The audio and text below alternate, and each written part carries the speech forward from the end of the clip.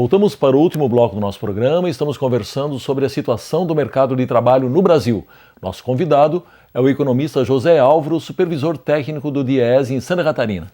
José Álvaro, o diretor de documentação do Departamento Intersindical de Assessoria Parlamentar, o DIAP, Antônio Augusto Queiroz, mostrou-se preocupado com o fato de que a atual formação do Congresso, segundo ele, é ainda mais conservadora que a anterior e a tendência é que matérias contrárias aos trabalhadores entrem em pauta, como, por exemplo, o projeto de terceirização, que inclusive agora foi desarquivado. A pergunta, 2015, na sua avaliação, será um ano difícil para os trabalhadores no que se refere aos seus direitos?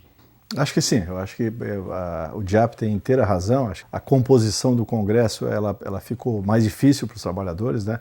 Vários representantes parlamentares dos trabalhadores no parlamento saíram, não conseguiram se reeleger. Eu acho que sintoma disso é o próprio fato de que as centrais tiveram que começar a sua ação sindical neste ano mais cedo, ainda nos primeiros dias de janeiro, em função das MPs lançadas no apagar das luzes de 2014. Então, de fato, eu acho que a luta este ano no parlamento vai ser bastante mais difícil para os trabalhadores, requer mais atenção, mais cuidado, mais profissionalismo na ação dos representantes dos trabalhadores. E com um detalhe, como o governo federal, nesse começo de ano, ensaiou um ajuste de caráter liberal, né, neoliberal, né, com as medidas provisórias, com a própria composição do Ministério, botando gente em ministérios chaves ligadas ao chamado mercado, isso acabou potencializando essa característica do Congresso Nacional. Esse conjunto de fatos requer uma atenção e um trabalho dos representantes dos trabalhadores mais forte, porque acho que vai ser, de fato, um ano difícil.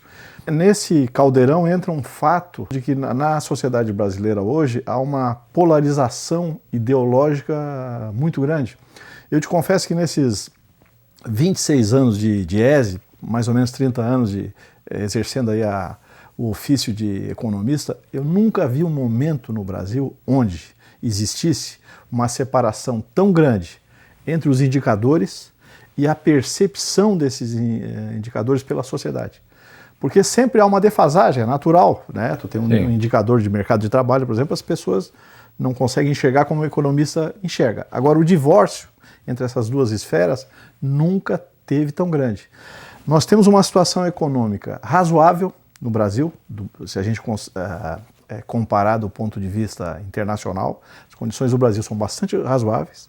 E as pessoas, uma boa parte das pessoas, acha que o Brasil vai acabar.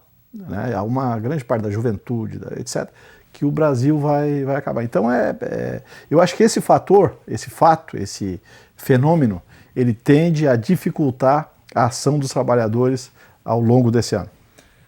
Muito bem, desde a crise financeira de 2008, que nós mencionamos anteriormente, e que atingiu os países europeus, o discurso de austeridade fiscal ganhou corpo e, inclusive, se tornou o discurso dominante.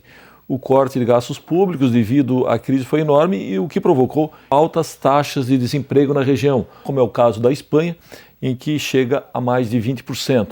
Bom, em função da nova conjuntura econômica interna, o Brasil corre o mesmo risco, José Álvaro? Acho que corre, né?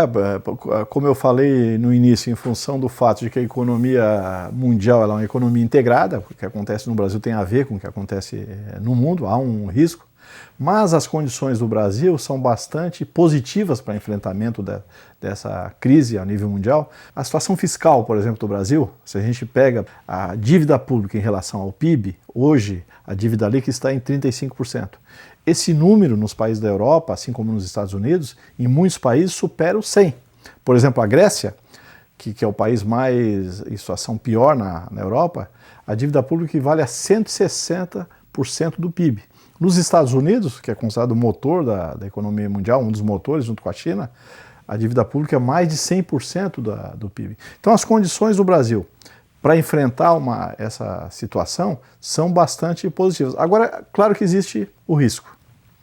José Álvaro, eu gostaria que você falasse um pouco sobre a questão do endividamento público no Brasil, inclusive essa economia aí apregoada, que está sendo perseguida pelo governo de 18 bilhões, que seria conseguida com esse pacote digamos assim, pacote de maldades que foram as medidas provisórias, como a do seguro-desemprego, seguro-defeso, a questão das pensões, entre outras, isso é realmente significativo do ponto de vista de economia de recursos para um país como o nosso?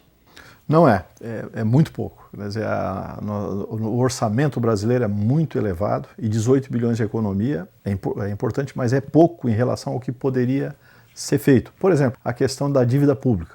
O Brasil tem uma dívida pública em relação ao PIB que é relativamente baixa, sob controle, que são os 35%. A dívida pública hoje equivale a 35% do PIB brasileiro, muito menor do que nos países ricos.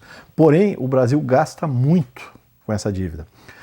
O normal nos países é gastar 1,5% do PIB com financiamento, com rolamento dessa dívida.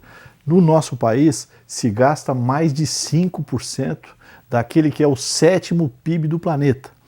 Isso significa o seguinte: 15 ou 20 mil pessoas recebem por ano, sem fazer nada, sem botar o pé na fábrica, apenas articulando politicamente, cerca de 250 bilhões de reais todo ano, quase 5,5% do PIB.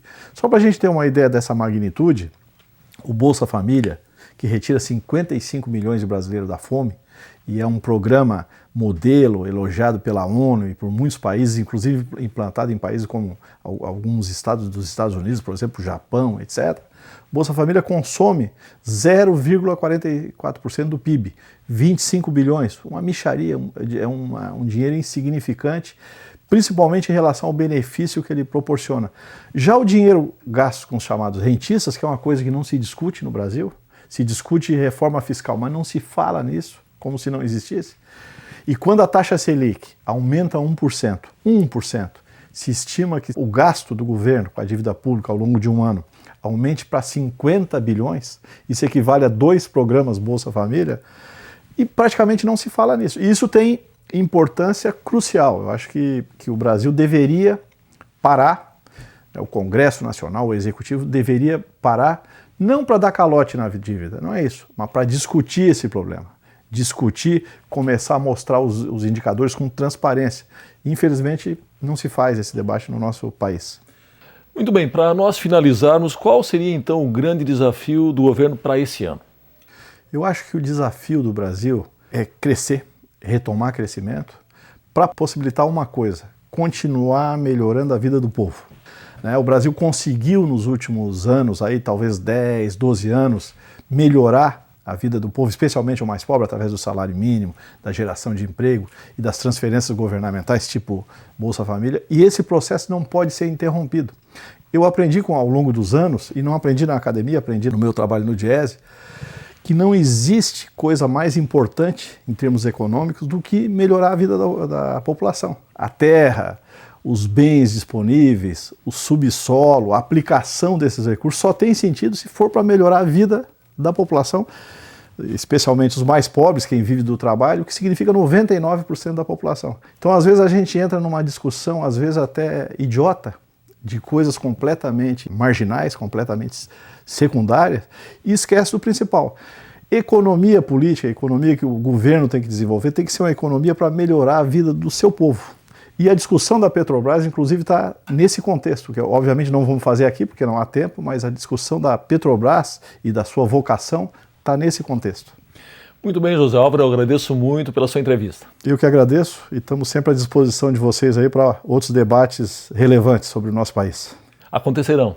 Chegamos ao fim do nosso programa. Hoje conversamos sobre a situação do mercado de trabalho no Brasil com o economista José Álvaro Cardoso, supervisor técnico do Diese em Santa Catarina.